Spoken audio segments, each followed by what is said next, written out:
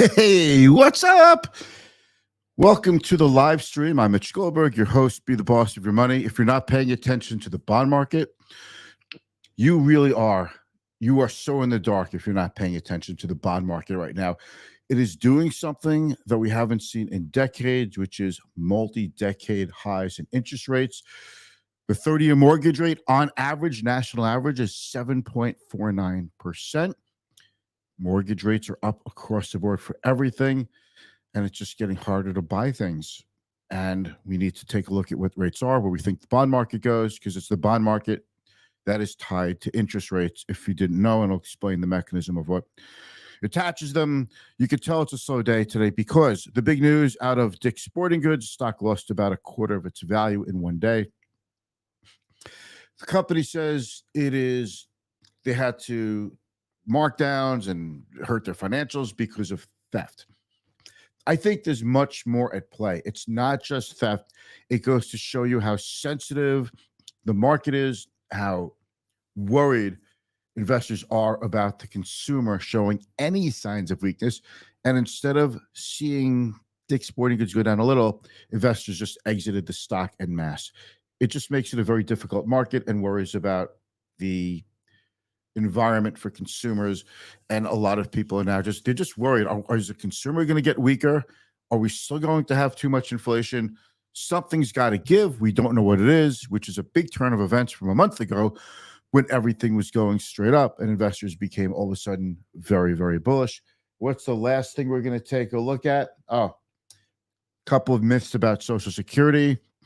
Oh, and I was saying about Dick's. I don't think Dick's Sporting Goods is really the main event. I think it's being made into a main event because it's such a slow news time for financial services. The big news is going to be NVIDIA tomorrow after the close, which more or less will give you or not give you justification for the entire advance this year in the tech space. So a lot rides on that. And then Friday, we have a speech from Federal Reserve Chairman Jerome Powell at the Fed's Jackson Hole, Wyoming symposium, where they have central bankers from all over the world gather in Wyoming, Jackson Hole, Wyoming, and they're going to talk about where they see the world. They'll talk about world domination and what kind of Gulfstream jets they flew in on and some other really cool things. So let's just roll the intro, and then I want to make this quick because I do want to go on a hike. As soon as I leave, I want to go hit the Cold Spring Harbor Trail. So here we go with the long-awaited intro. This is going to be fast, so please stick around.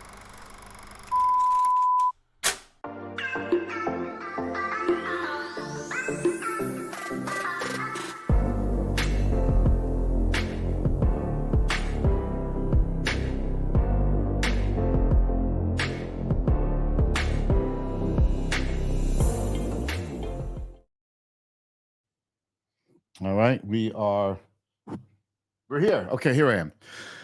30-year mortgage, 7.49%. A year ago, when interest rates were considered high on the mortgage rate, was 5.5%. But what we would give to get those back. And the year before that, they were in the low threes, and a little before that, they were in the high twos.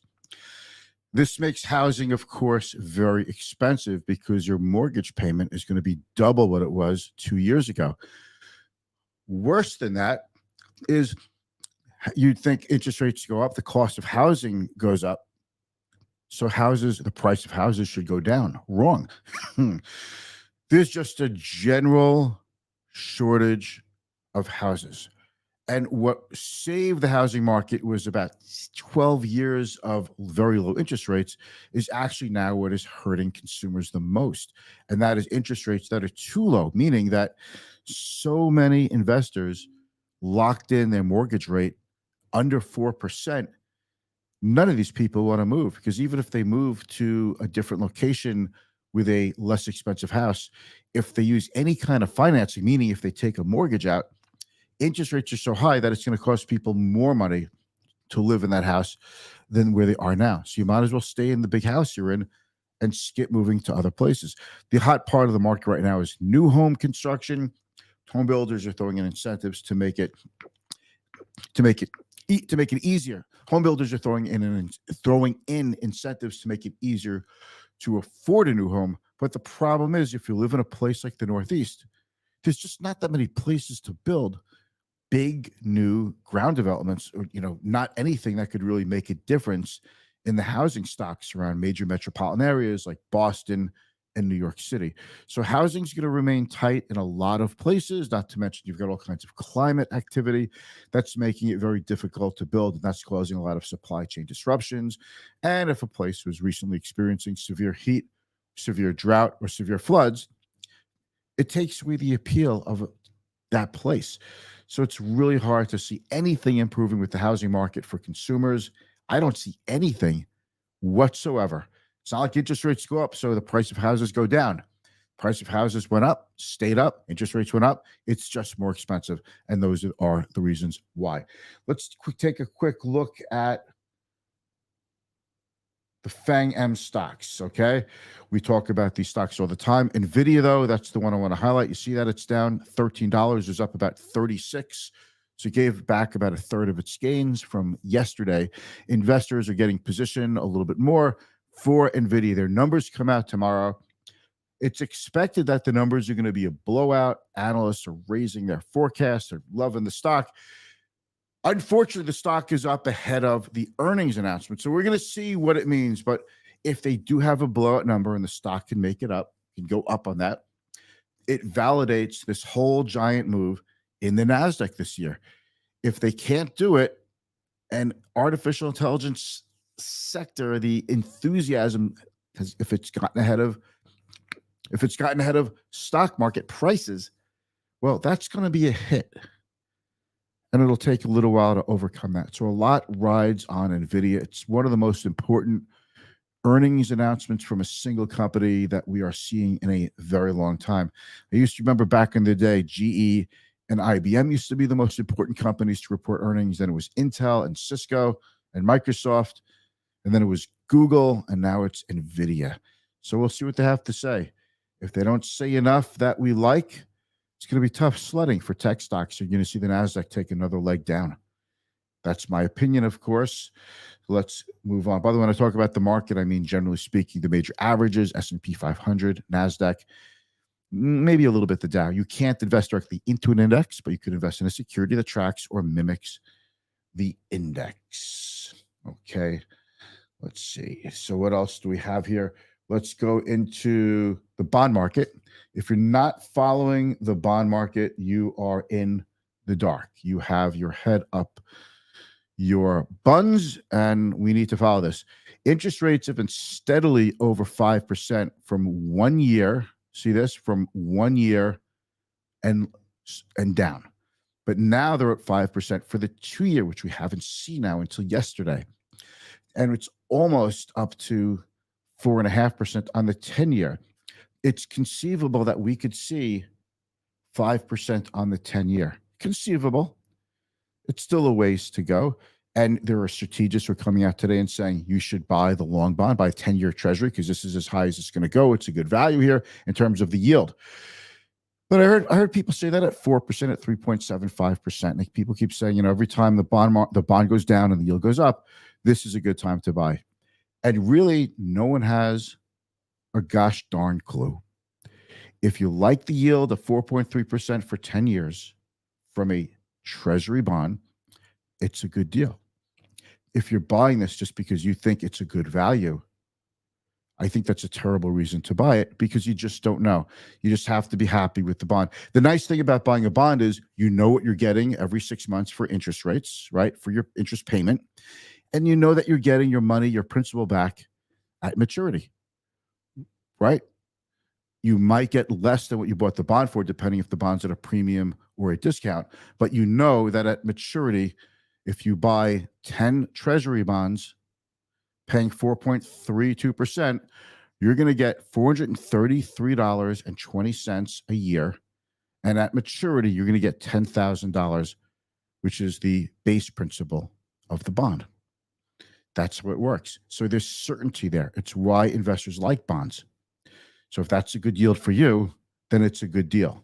If you're saying buy it now because it's a value and you expect rates to go lower, if somebody's saying that, they really don't know. I wouldn't buy it for that. And I think it's like Makes no sense to me whatsoever. Last thing, there was an article about Social Security, claiming Social Security retirement myths. I talk so much about Social Security on this show because it's so important. And for all of you who still say, oh, it's going to be nothing, it's hardly anything, you can't rely on it. People who are turning 70 this year are collecting between $50,000 and $55,000 a year in Social Security. Not everybody, but the people who work full time. That is not nothing, and you're probably thinking that's more than you expect. So it's really important to know how to claim Social Security. It's not as easy as you think. You don't just file a piece of paper and say, I'm going to get it now. How old are you? What's your health like? And let me start again. Collecting Social Security is a matter of how old you are. Let me say that again. Collecting Social Security. I'm going to use this on a snippet, so I want to get this right.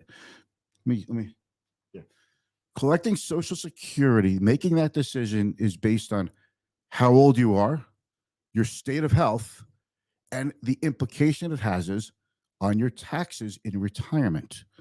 If you really need a better update on what your taxes could be in retirement, consult your tax advisor.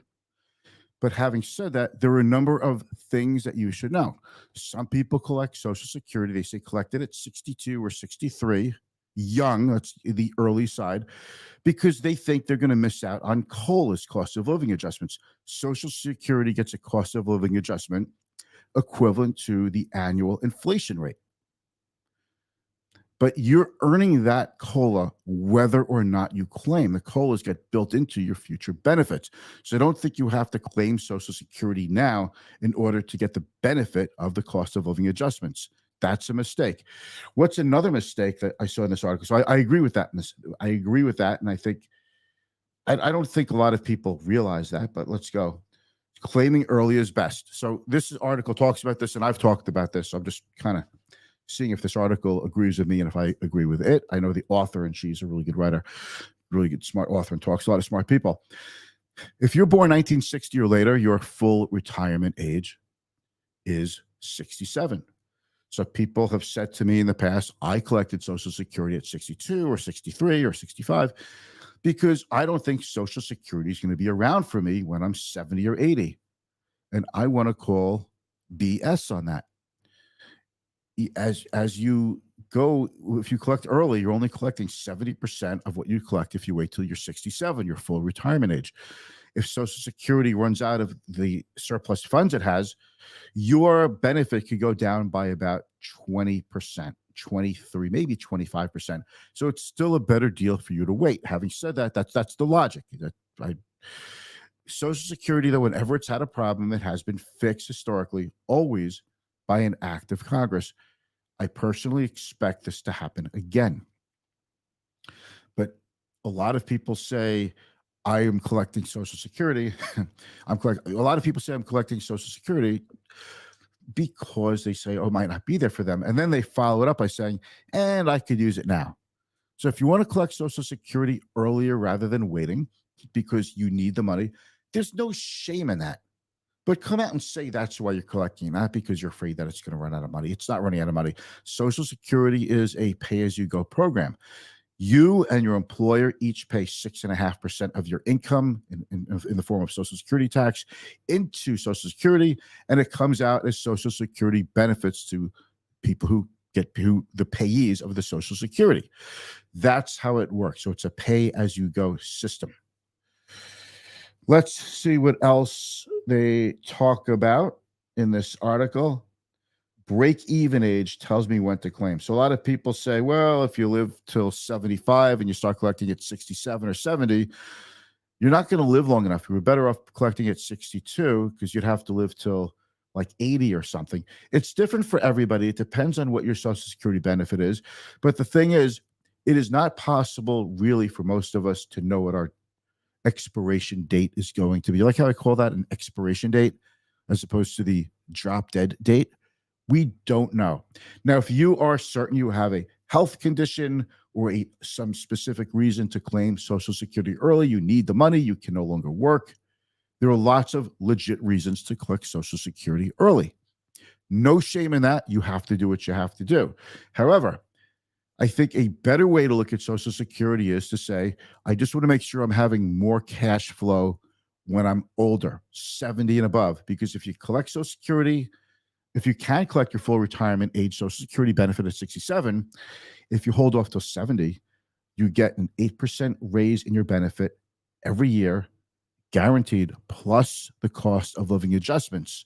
So that's like getting 10% plus return guaranteed. You really can't get that return anywhere else. And you wind up with a higher payout when you're older, when you're really going to need it. So it behooves you to wait and don't say break even age, because you don't know what your break even age is going to be and you don't know how long you're going to live for. So let's put that one to bed. Claiming now will give me the cost of living adjustment. No, we already discussed that. You're getting it. Social Security benefits are not taxed. Okay, that is the biggest bunch of BS. I can't believe people don't realize that. Social Security is taxed. It's very taxed. The numbers are something like if you make $32,000 or below, your Social Security is not taxed, or as a couple, 44,000. I have to double check those numbers. We've gone over this a bunch of times. Social Security is taxed. If you work and you make over a certain amount of money, up to 85% of your Social Security benefit is taxable. I'm not saying 85% of your benefit goes to taxes. I'm just saying you take 85% of it, multiply it by your tax rate, and you pay taxes on that. But the other problem is when you collect more Social Security, it's more income if you're collecting it while you work. So therefore, you're not really getting the benefit that you think of from that you would expect from Social Security, because you're getting a little bit more benefit, but not as much, because you're paying taxes on it. And as you pay more taxes, it makes the cost because as your taxable income goes up, it makes the cost of Medicare go up. So there's another reason why you really don't want to collect Social Security before full retirement age, and you don't want to collect it while you're working as well. So these are the things you should know about. Okay, we've covered a lot of ground. I hope this helps you. If you don't mind, give us a thumbs up. If you have any questions about the content that we're talking about, ask me in the comments below. And I'll be back to you tomorrow. And hopefully by the time we talk tomorrow, we'll have those NVIDIA earnings. And we'll know a little bit more about what the world's going to look like the next day. All right, that's it.